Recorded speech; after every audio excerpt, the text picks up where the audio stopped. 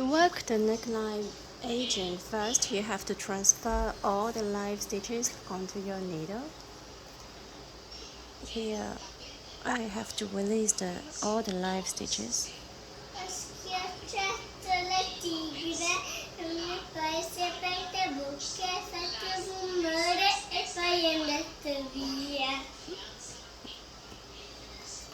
And you just have to pull it to release all the live stitches.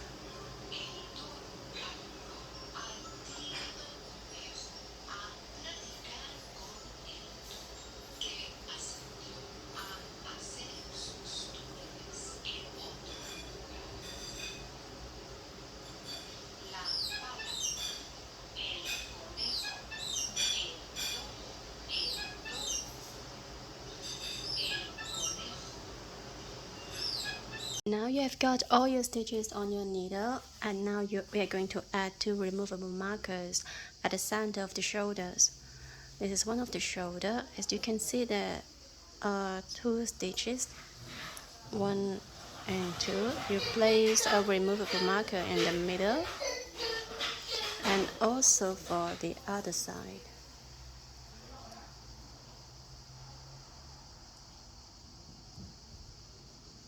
Now we are going to work the I-cord bite off.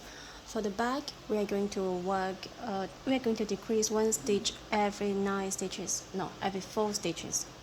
And for the front, we are going to decrease 1 stitch every 9 stitches. So, first, we are going to cast on 3 stitches using the cabled method.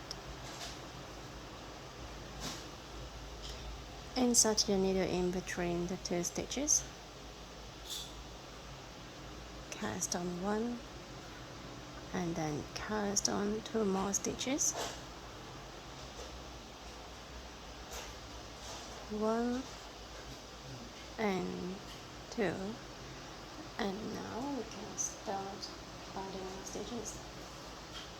Knit 2, 1, 2, and then knit 2 together through the back loops. Step 2. Slide all 3 stitches back to your left needle. We repeat the same step. So we're going to knit 2 and then knit 2 together through the back loops. Slide all the 3 stitches back to your left needle. And now we are ready to work step 4, which is a decrease. First, you knit 2 stitches. Instead of knitting 2 stitches together, you're going to knit 3 stitches together.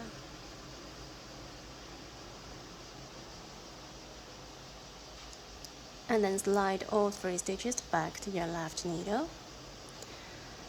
You repeat these steps all the way to this marker.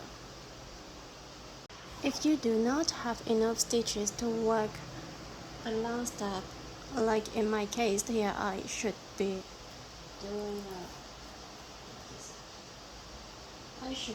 a step 4, but I don't have enough stitches to do it, because if I knit 2 stitches, I don't have 3 stitches, so I just remove the removable marker